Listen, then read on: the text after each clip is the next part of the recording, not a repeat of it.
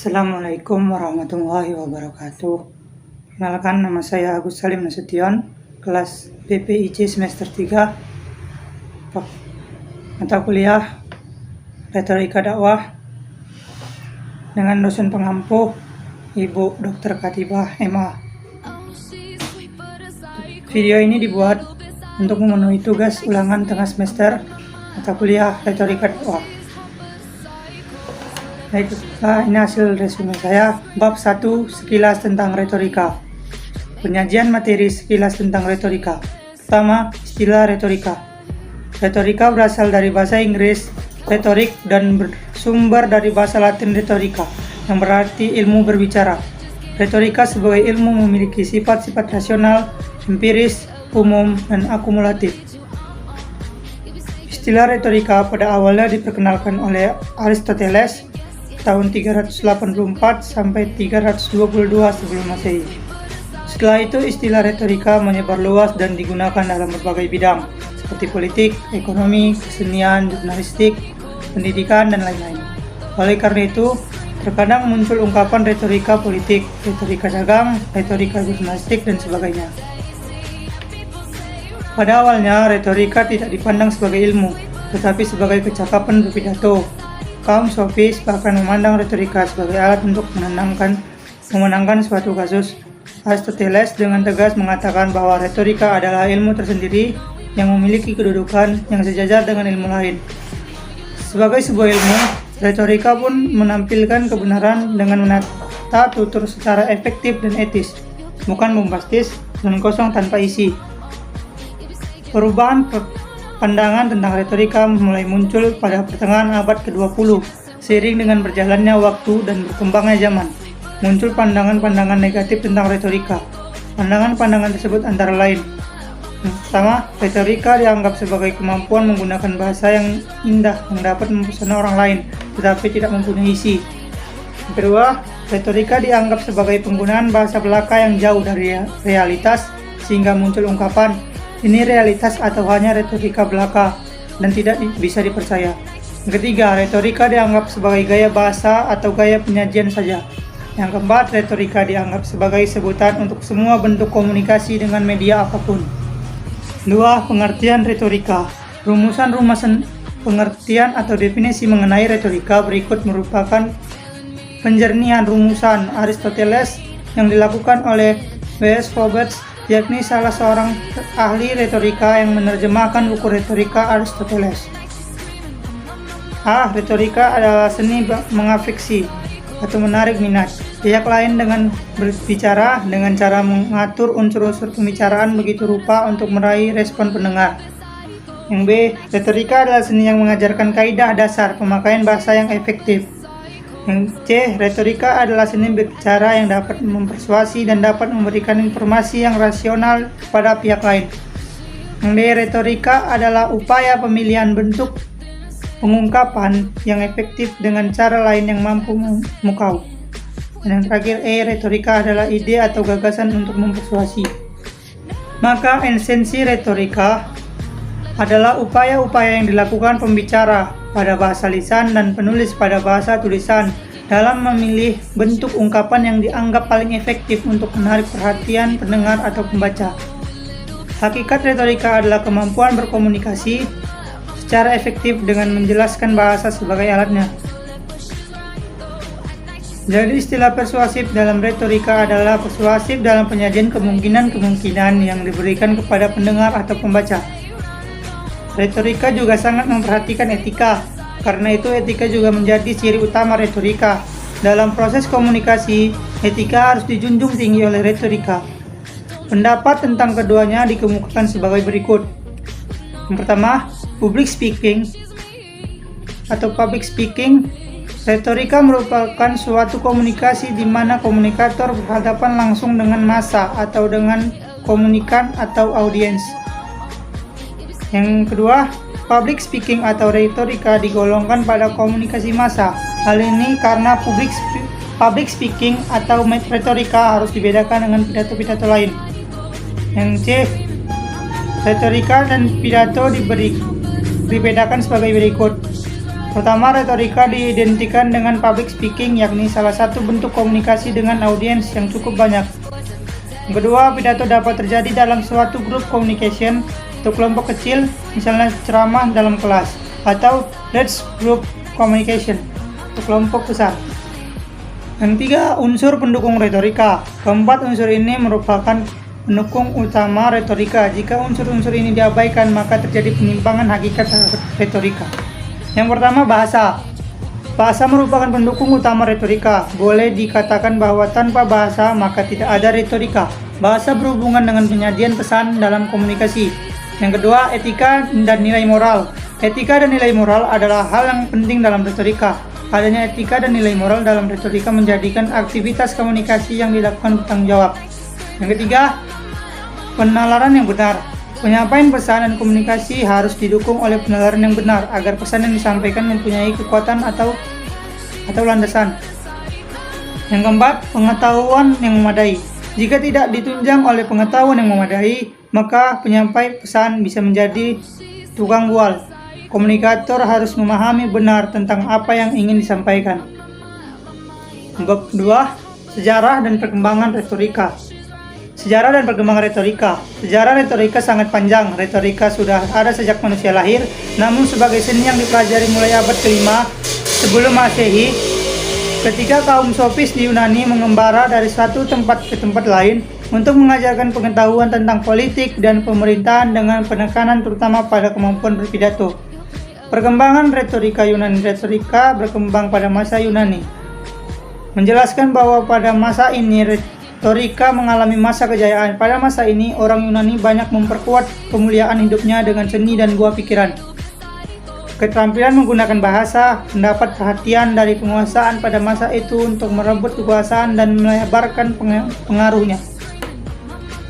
Mereka berjasa mengembangkan retorika dan mempopulerkannya. Retorika bagi mereka bukan hanya ilmu pidato, tetapi meliputi pengetahuan sastra, gramatika, dan logika.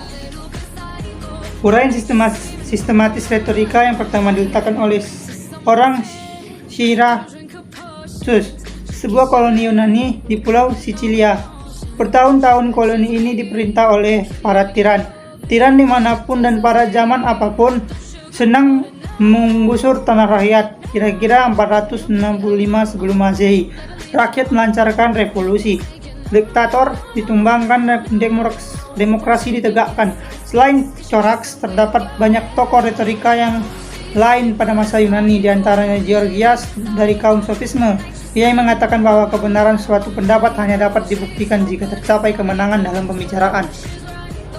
Gorgias merupakan guru retorika yang pertama. Ia membuka sekolah retorika yang mengajarkan dimensi bahasa yang puitis dan teknik pembicaraan impromptu atau berbicara tanpa persiapan. Ia meminta bayaran mahal dari murid-muridnya. Sokrates menyatakan bahwa retorika adalah demi kebenaran. Dialog adalah tekniknya, karena dengan dialog kebenaran akan timbul dengan sendirinya. Tokoh lainnya adalah Isokrates. Ia mendirikan sekolah retorika dengan menitik beratkan pada pendidikan pada pidato politik. Menurutnya, hakikat pendidikan adalah kemampuan untuk membentuk pendapat-pendapat yang tepat mengenai masyarakat. Isokrates mendirikan sekolah retorika tahun 391 sebelum Masehi dengan penekanan pada penggunaan kata-kata dengan susunan yang jernih namun tidak berlebihan, rentetan anak kalimat yang seimbang dengan pergeseran suara dan gagasan yang lancar. Perhatian yang besar terhadap penggunaan bahasa dalam retorika dapat kita lihat melalui pandangan-pandangannya sebagai berikut. Yang pertama, kemampuan berbicara amat diperlukan dalam mengembangkan seni berbahasa. Yang kedua, seorang orator harus menguasai berbagai bentuk wacana. Yang ketiga, setiap tuturan yang digunakan harus disesuaikan dengan situasinya. Yang keempat, setiap orang mempunyai gaya tuturan yang berbeda, dan itu diperlukan untuk menjadi orator yang khas. Yang kelima, wacana politik tidak harus dilafalkan, tetapi harus dikuasai dalam praktik. Plato mengemukakan pandangan yang amat ekstrem terhadap retorika. Di satu pihak, dia mencela retorika sebagai keterampilan membual, omong kosong, dan mengutamakan keindahan. Di pihak lain, ia memuji retorika sebagai keterampilan untuk keberhasilan komunikasi. Pandangannya yang mencela retorika antara lain: yang pertama, retorika adalah keterampilan dan ketangkasan berbicara untuk menyenangkan hati orang lain. Yang kedua, retorika adalah cara untuk berbicara untuk menjilat. Yang ketiga, retorika tidak ada hubungan dengan seni bicara, tetapi merupakan alat membujuk. Sedangkan pandangan Plato yang memuji retorika antara lain, yang pertama, retorika adalah kemampuan berbicara yang mengandung kebenaran. Yang kedua, dalam retorika ada logika. Yang ketiga, retorika mengandung kesatuan wacana yang utuh. Yang keempat, retorika mengandung cara penyajian atau delivery yang baik. Kelima, retorika mengandung nilai moral yang luhur. Bagi Plato, retorika memegang peranan penting bagi persiapan untuk menjadi pemimpin. Retorika penting sebagai model pendidikan, sarana mencapai kedudukan dalam pemerintahan dan mempengaruhi rakyat. 5. Hukum retorika. The Five Canons of Rhetoric, yang terdiri dari inventio penemuan, dispositio penyusunan, eluciditio gaya, memoria memori, dan pronunciatio atau penyampaian. Yang pertama, inventio atau penemuan.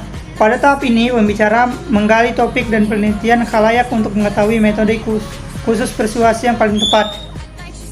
Yang kedua, dispositio atau penyusunan. Pada tahap ini, pembicara menyusun pidato atau mengorganisasikan pesan. Yang ketiga, elocutio atau gaya. Pada tahap ini, pembicara memilih kata-kata dan menggunakan bahasa yang tepat untuk mengemas pesannya. Yang keempat, memoria atau memori. Pada tahap ini, pembicara harus mengingat apa yang ingin disampaikannya dengan mengatur bahan-bahan pembicaraannya.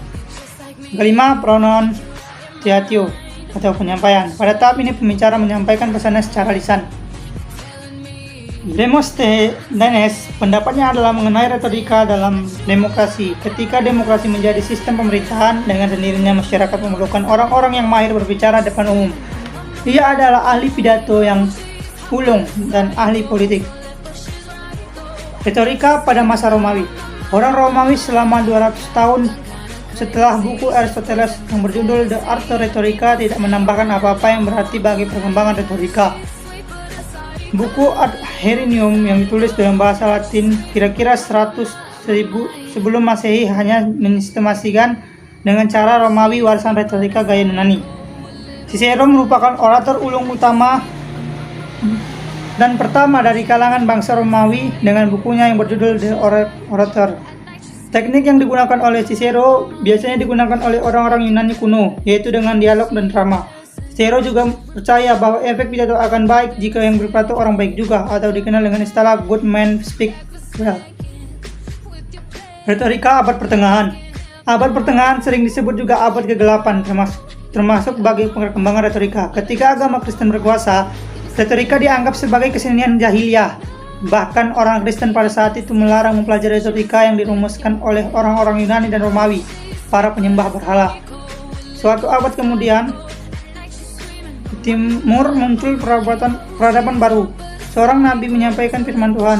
Berilah mereka nasihat dan berbicara kepada mereka dengan pembicaraan yang menyentuh jiwa mereka. Muhammad SAW bersabda, memperteguh firman Tuhan ini, sesungguhnya dalam kemampuan berbicara yang baik itu ada sihirnya. Pada abad pertengahan, retorika semakin tereduksi dan semakin kerdil. Retorika hanya dikaitkan dengan gaya bahasa dan penyajian saja. Hal ini memunculkan aliran baru yang disebut dengan manierisme atau mannerism. Aliran ini sangat mengutamakan gaya bahasa. Retorika modern. Renaissance mengantarkan kita kepada retorika modern. Yang menghubungkan Renaissance dengan retorika modern adalah Roger Bacon 1214 sampai 1219.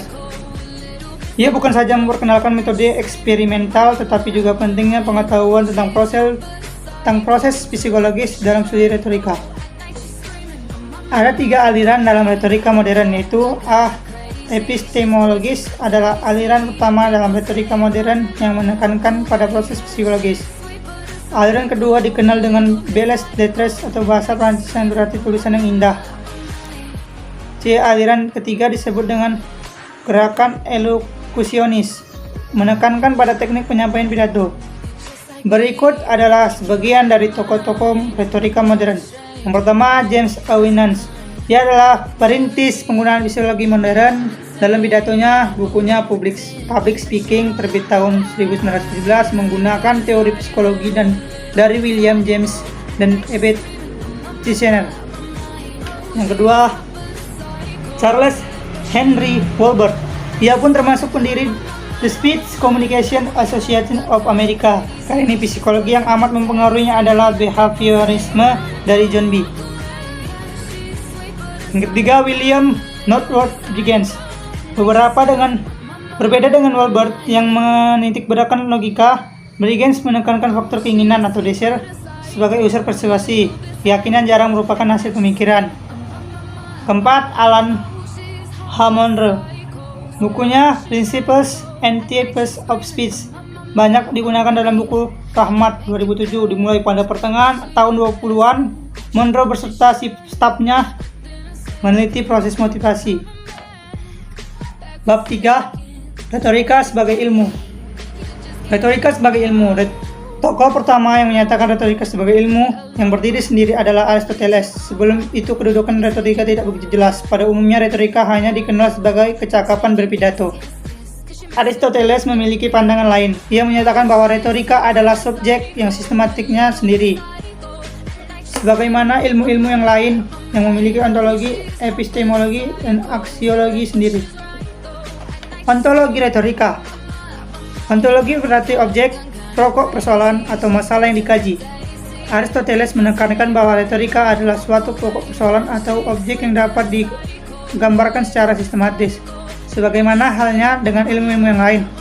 Secara umum, objek pokok persoalan atau masalah yang menjadi bidang kajian retorika adalah manusia dan kegiatan bertutur dan berbicaranya. Pokok-pokok persoalan ini dapat dibatasi pada: yang pertama, pandangan retorika terhadap manusia sebagai persona berbicara. Yang kedua, pandangan retorika terhadap kegiatan berbicara. Yang ketiga, pandangan retorika terhadap bahasa. Yang keempat, pandangan retorika terhadap topik pembicaraan. Yang kelima, pandangan retorika tentang berbicara. Pandangan retorika terhadap manusia sebagai persona bicara. Manusia sebagai persona bicara. Retorika memiliki pandangan-pandangan sebagai berikut. Pertama, manusia memiliki insting berbicara. Yang kedua, manusia adalah makhluk pemakai simbol. Yang ketiga, manusia memiliki insting etis. Keempat, manusia memiliki kemampuan kejiwaan. Pandangan retorika terhadap kegiatan berbicara. Pada dasar mempunyai pola yang sama dengan berbagai tingkah laku manusia lainnya. Alasannya karena berbicara pun merupakan perwujudan dari tingkah laku manusia. Kegiatan berbicara dalam pandangan retorika tidak lain merupakan wujud verbal dari suatu tindakan atau tingkah laku manusia. Kegiatan berbicara biasanya berlangsung di suatu medan atau tempat tertentu, ditampilkan oleh seseorang pembicara dengan cara-cara dan alat-alat tertentu, dan dilatar belakangi oleh suatu motif tertentu. Disadari atau tidak, motif ini pasti ada. Yang sering dan kurang disadari adalah ada rasa ingin dihargai, rasa ingin diakui, rasa ingin dihormati, atau rasa-rasa yang lain berkaitan dengan eksistensi sendiri. Pandangan retorika terhadap bahasa. Bagian-bagian yang termasuk dalam jangkauan bimbingan retorika adalah A. Memilih ragam bahasa, B. Memilih materi bahasa, C. Menata materi bahasa, dan D. Memilih gaya bahasa. Pandangan retorika terhadap topik pembicaraan. Topik pembicaraan adalah segala sesuatu yang diangkat oleh pembicara sebagai pokok pembicaraan. Topik pembicaraan bisa berupa ungkapan diri atau buah pikiran, cetusan perasaan, keinginan, imajinasi, fantasi, cita-cita, pengetahuan, pengalaman, atau sendiri atau orang lain, dan lingkungan, mikro atau makro. Retorika dapat membimbing dan memilih topik pembicaraan karena pemilihan topik pembicaraan merupakan salah satu persoalan yang termasuk dalam lingkup retorika. Pandangan retorika terhadap pembicaraan. Pembicaraan adalah bentuk bahasa yang mengemban gagasan pembicaraan yang terpilih. Epistemologi retorika. Pokok masalah terhadap pokok persoalan yang diangkat menjadi topik pembicaraan. Hal ini menyatakan pendekatan dari dua sudut. Yang pertama, pendekatan dari dalam untuk menemukan ulasan-ulasan artistik, dan yang kedua, pendekatan dari luar untuk mendapat tulisan non-artistik. Demikian juga dalam penataan pembacaan retorika. Aksiologi retorika. Yang pertama, tujuan retorika. Yang kedua, fungsi retorika. Yang ketiga, manfaat retorika. Aristoteles menawarkan 3 jenis retorika yang dapat dipilih untuk menampilkan suatu pembicaraan, yakni yang pertama, retorika pengarahan, deliberatif retorik. Yang kedua, retorika penghakiman, forensic of judicial rhetoric. Yang ketiga, retorika pengobatan, epidemiology of declamatory rhetoric. Retorik dan disiplin ilmu lain menunjukkan bahwa retorika berkaitan dengan berbagai bidang ilmu seperti sosiologi, politik, psikologi, kebudayaan. Retorika dan logika. Retorika menganjurkan agar apa yang dibicarakan mempunyai dasar-dasar kebenaran, bukan asal bicara. Retorika dan bahasa. Bahasa dipandang sebagai perangkat kaidah yang mengajarkan bagaimana berbicara yang baik. Retorika dan sastra. Pada zaman pertengahan dan Renaissance, retorika lebih dikenal sebagai studi sastra, pemahaman-pemahaman keliru. A. Penyamaan retorika dengan gaya bahasa. B. Penyamaan retorika dengan karang mengarang. Pelurusan pengertian retorika. Sungguhnya retorika memiliki tujuan yang mulia, luhur, yakni membina berkembangnya saling pengertian, kerjasama, dan kedamaian dalam kehidupan bermasyarakat. Retorika ingin agar salah terima, salah paham, dan berbagai kesalahan dalam komunikasi dapat dihindari. Demikian hasil resume dari saya. Lebih dan kurangnya saya mohon maaf. Assalamualaikum warahmatullahi wabarakatuh.